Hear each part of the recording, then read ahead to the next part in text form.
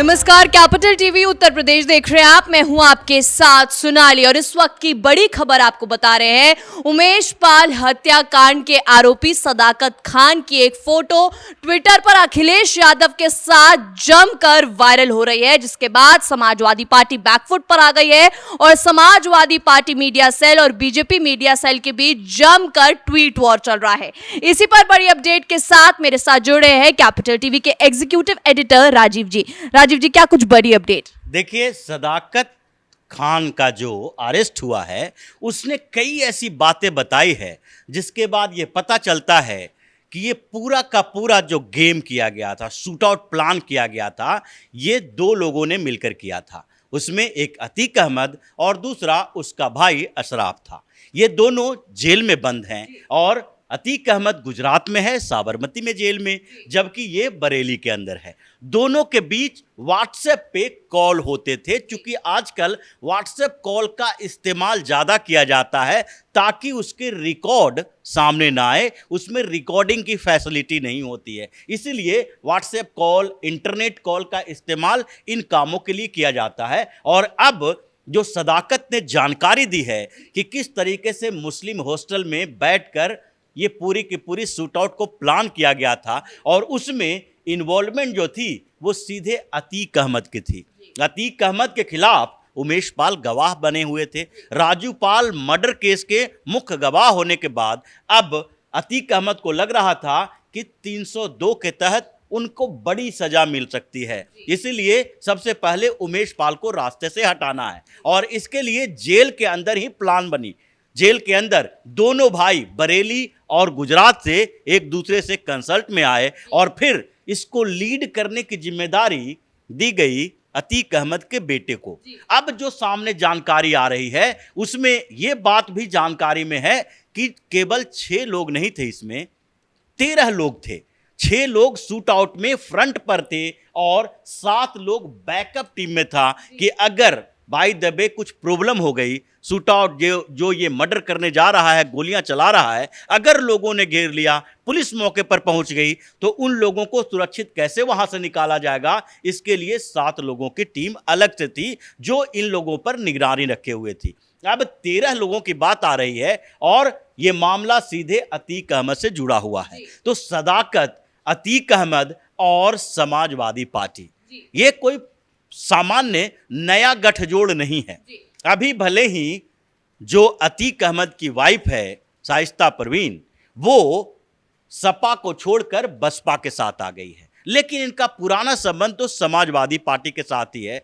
ये अतीक अहमद, इनके भाई सब एमएलए और एमपी समाजवादी पार्टी के साथ रहे हैं। इसलिए मायावती ने भी अब ये बोलना शुरू कर दिया है कि हमने गलती कर दी, एक तरह से इनके परिवार को अपनी पार्टी में शामिल करके गलती कर दी है, अब उसे बाहर निकाला जाएगा शाइस्ता को। और इन लोगों का तो पुराना संबंध समाजवादी पार्टी से ही रहा है, इसलिए इन मामलों में उनका इन्वॉल्वमेंट नहीं है। क्योंकि जिस राजू पाल मर्डर से अभी तक ये मामला यहां तक आया है, इसमें राजू पाल बसपा के विधायक थे और उस समय प्रयागराज में ये जो समाजवादी पार्टी में शामिल था अतीक अहमद, इसको राजू पाल से खतरा लग रहा था, इसलिए राजू पाल का मर्डर करवाया गया। लेकिन अब राजू पाल की पत्नी है, वो भी समाजवादी पार्टी में है, तो इसीलिए ये राजनीतिक समीकरण ऐसे बदलता रहा कि अभी केवल और केवल राजनीतिक तरीके से इस मामले को नहीं देखा जाना चाहिए, इसको माफिया के तौर पर देखा जाना चाहिए। और अखिलेश यादव इसलिए इस मामले में फंसे हुए हैं क्योंकि इन्होंने उस माफियागिरी को, गुंडागर्दी को डिफेंड किया। लेकिन अखिलेश यादव कह रहे हैं मेरी फोटो तो सीएम के साथ भी वायरल है। देखिए, अखिलेश यादव कुछ भी बोल दें, सीएम के साथ, पीएम के साथ, विधायक के साथ, सांसद के साथ फोटो होना एक आम बात है, लेकिन अगर आपकी फोटो दाऊद इब्राहिम के साथ होगी तो आपके ऊपर सवाल उठेगा। अगर ये फोटो किसी वैसे व्यक्ति के साथ होगी जो कि अपराध में शामिल है तो उसकी बात तो होगी। तो इसीलिए ये पूरा का पूरा गुर्गा गैंग जो है वो आज नया अपराधी नहीं बना, ये पहले से ही अपराधी था और अपराधी के साथ फोटो होना एक बड़ी बात होती है। इसलिए फोटो अपनी जगह है, लेकिन सवाल इसलिए उठता है कि अखिलेश यादव अगर इन लोगों के संरक्षण में नहीं है और इन लोगों को संरक्षण नहीं देते हैं, तो आखिरकार ये सवाल क्यों उठाते हैं इस बात के लिए जब इसके ऊपर एक्शन होता है। सबसे पहले अखिलेश यादव ने ही ये सवाल उठाया कि योगी सरकार टारगेट करके कार्रवाई कर रही है। ये टारगेट एक्शन जो बात हुई है ये अखिलेश यादव ने ही उठाया है, मायावती ने नहीं उठाया था। पहले अखिलेश यादव ने ये बात की और इस बार भी जब अतीक अहमद पे कार्रवाई होने लगी तो अखिलेश यादव ने ही ये शुरुआत की। इसलिए सीएम योगी ने बार बार विधानसभा में कहा कि माफिया को बर्दाश्त नहीं किया जा सकता, उसकी हत्या के जो भी मिलेंगे प्रमाण उसके आधार पर कार्रवाई की जाएगी और इसे मिट्टी में मिला दिया जाएगा। इसका मतलब है कि योगी सरकार ने जिस तेजी से उमेश पाल हत्याकांड के ऊपर कार्रवाई की है, अगर वही एक्शन मोड में मुलायम सिंह यादव की सरकार के समय राजू पाल के हत्यारों को मिला होता तो उस समय ही ये मामला सोल्व हो जाता। लेकिन उस समय सरकार तो समाजवादी पार्टी की थी, अखिलेश यादव की सरकार थी।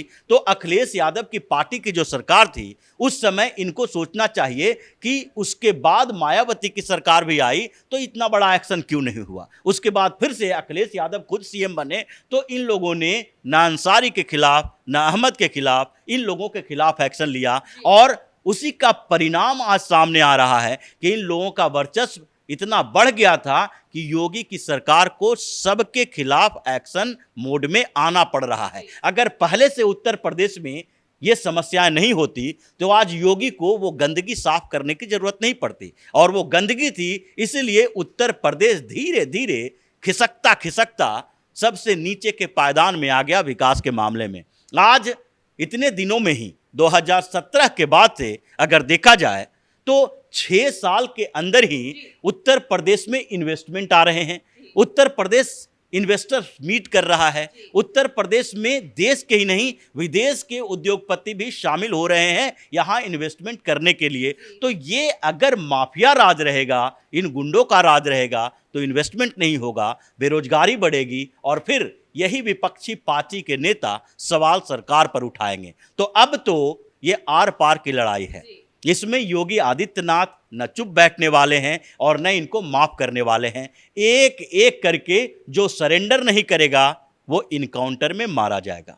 बहुत बहुत धन्यवाद राजीव जी तमाम अपडेट के लिए। तो इस वक्त की बड़ी खबर आपको बता रहे हैं, उमेश पाल हत्याकांड में आरोपी सदाकत खान की फोटो अखिलेश यादव के साथ ट्विटर पर वायरल हो रही है, जिसके बाद हड़कंप मचा हुआ है और दोनों पार्टियों के बीच जमकर ट्वीट वॉर चल रहा है। इस पर अखिलेश यादव का कहना है कि इसमें कोई बड़ी बात नहीं है, मेरी फोटो तो सीएम के साथ भी वायरल है। इस बड़ी खबर में मेरे साथ इतना ही। कैमरामैन रवि के साथ मैं सोनाली, कैपिटल टीवी।